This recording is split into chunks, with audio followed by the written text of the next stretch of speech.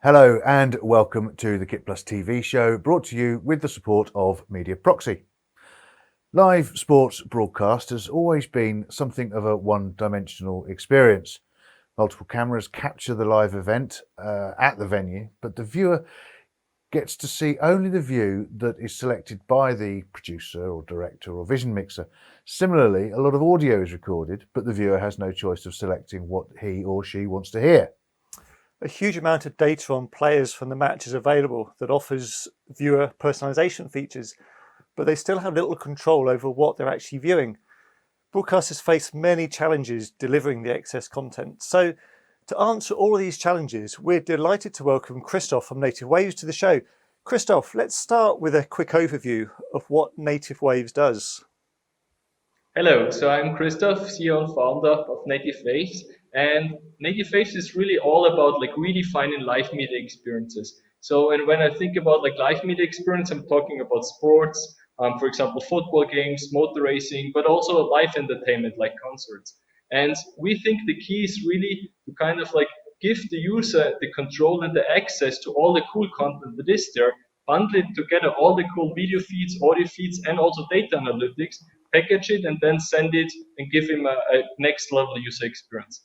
And that is what we do at NativeWaves. So what makes your solutions unique? How do they differ from whatever else is available on the market today?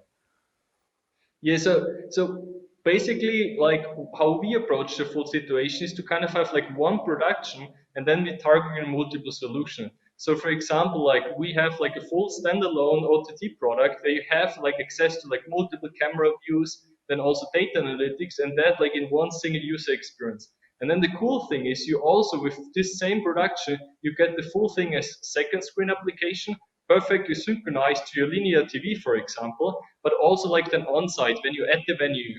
For example, if you're in the stadium and then can access this multiple views. And especially with the second screen synchronization, what we can do and why we are pretty unique also in the market, we use the broadcast audio, the original broadcast audio, to make kind of the content you get on your smartphone live available, perfectly synchronized, frame synchronized to your TV experience. So Christof, is the solution only designed for linear broadcasters? So actually not. So the idea how we approach this with NativeWaves, we kind of use modern technology. For example, we combine also ultra latency streaming together with this high precision audio synchronization to first make it available, enhance kind of the live linear broadcast experience, but also if you think about a web stream and all other OTT experience and connect multiple devices. So we kind of looked at what's existing in the marketplace today, and there of course a lot of people are still watching live experience, especially on the broadcast TV, and then how we can enhance it. But this is also fully workable as standalone product. And also, for example, if you're on site and just mobile, right, where you can say, oh, I didn't miss that shot, I want to replay it. And then if I'm at the venue, I just hit the button and then I see the full moment again. Yeah, so it's good for linear, it's good, and it's also complementary. And for the viewer, what levels of personalisation are there? How does it work? Yeah, so basically the key with personalization, also how it changed over the years. So there's also research showing people are now using kind of differently also how they consume the broadcast experience. A lot of people on TV, including myself also, if I watch a football game, it's a bit boring. I take out my smartphone, Google around a bit, right? And that's actually, but if you think about the broadcast, they're losing these people right to different platforms. So they pay this content rights, then show them on the linear broadcast experience, and they're losing people because they kind of can't capture them in their user experience. And how we want to change that basically to also give the broadcaster the tools he needs to offer this experience also on a smartphone, and then have a connected experience with the TV. So basically the broadcaster kind of gets what he wants because he can offer this to the customers to have them in one single broadcast experience. And also the user get what he wants because then suddenly he doesn't need to go off to different platforms and gather all this content himself, but kind of can access it in one experience. And then I can say if I have a motor race, I watch maybe my onboard feed, I choose for myself, get there this level of personalization I need, but I also have with one click I get data analytics, with one click I get more information, maybe a Twitter feed and so on. So I kind of have everything combined to get into one single event package. So is there a reason Yeah. why it's taken broadcasters so long to look at delivering the viewer personalization? Yeah, so I mean, maybe that's also a bit like a history of NativeWaves. So we kind of came from a different angle there. So we actually originally haven't come from the broadcast angle, but actually from the cinema market. So how we started out with NativeWaves was to kind of, with the idea to go into every cinema of the world, independent of the language there, just go in there with your smartphone, synchronize with the cinema screen, and then get your language perfectly lip synchronic to what you're seeing. And there we kind of developed this technology of high audio synchronization. But then like over the years, we saw more and more also like the application for live sports, because like I personally, again, like I really was fascinated as kid to get like these cockpit cameras if I watch, for example, like motor racing. And so we kind of thought, okay, how could we combine this and also make it available for live sports events? So, and of course, look, traditionally, broadcasters, certainly the linear ones and the big ones, they've always tended towards getting more resolution, you know, improving the pictures, going 4K, going 8K. And I get the sense here that, you know, what you're saying is we need to sort of focus a little bit more on the viewing experience and the ability of the viewer to control what they want to watch. Yeah, absolutely, absolutely. So, like, also there, like, I think a key there is really to not think about like technology will then solve the problem, but to kind of like come from the content angle, and then also like with that comes the personalization angle, right? So, like, the important thing is not the technology, but kind of like to tell the stories, and also to tell the stories that haven't been told before, and to give like the people also, for example, I give him like the onboard camera and so on. And with the 4K and 8K, it's really not really enhancing the content like in a way that kind of like gives really a value add, but just like improving visually. Of course, there has been changing like from like 720p to Full HD, you saw more and more, but like from 1080p to like 4K, it's less. And even then, like from 4K to 8K. So and also like with the rollout and the distribution, it becomes harder and harder if you think about 8K TVs. And then it's kind of the question for the user to decide, do I want now a full-fledged experience where I can choose myself the content, or do I want to just like get 8K content, which probably my TV doesn't support even, and also in the next years. So that's kind of like then also like for the user to decide. So Yeah. let's look towards the future now. And how do you regard viewer personalization going forwards?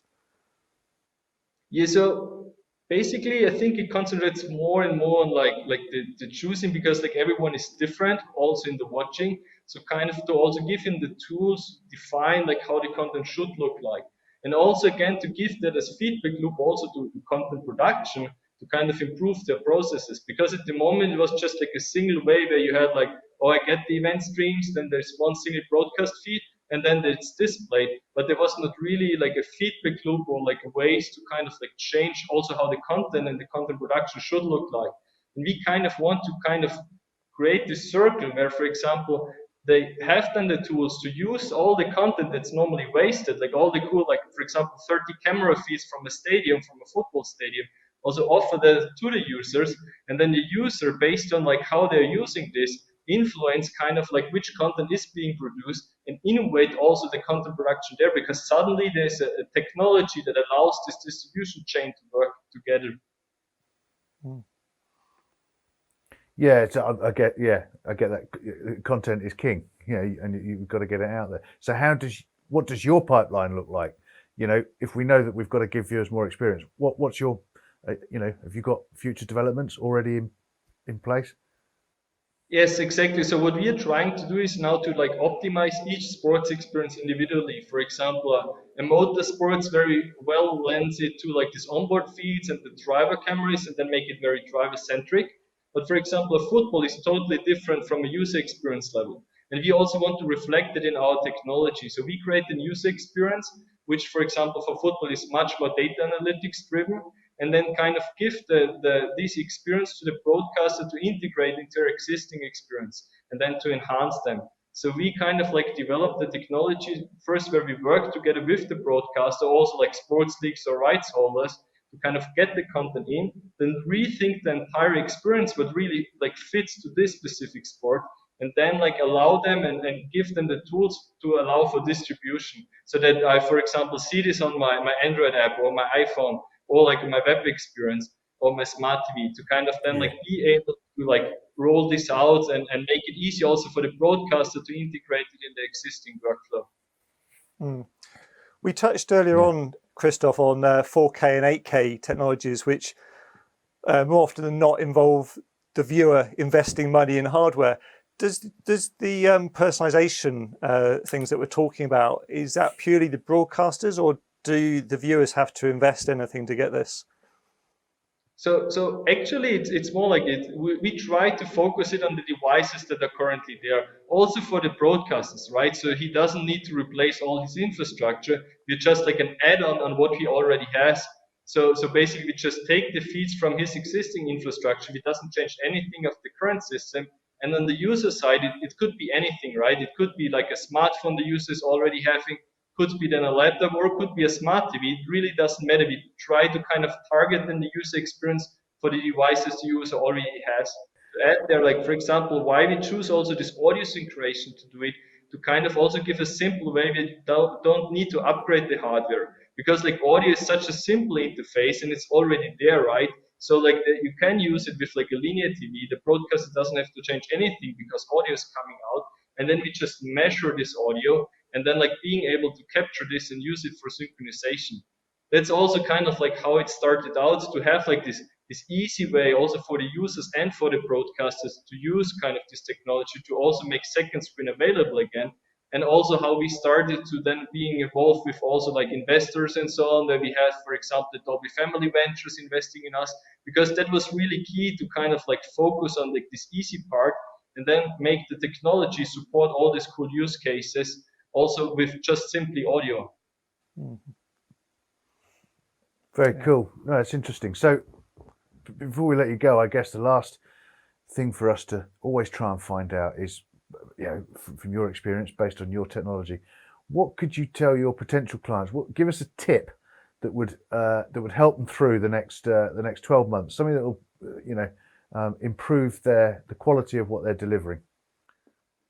I mean, basically, like also with pandemic and so on, a lot of innovation has also been driven over the past year. Like there was a bit of time to also rethink the current strategy. So there will be a lot of tech innovation, and of course, including ours, also like coming like primarily then also like this year and like really having major releases there. But like in the end, like also what I said a bit earlier, I think like technology is kind of like just a way to do it, right? But it's not really the focus for the user. And I said it as a technician. So like I'm more like, okay, it should be focused on the content and what the experience looks like, and technology should just like be abstracted and support this kind of vision there. It's interesting stuff, fascinating. Thank you very much, Christof, for coming in today. And thanks for watching today's show, which is brought to you with the support of Media Proxy. And you can find out more about them at mediaproxy.com. See you next time. Thanks for watching. Thanks.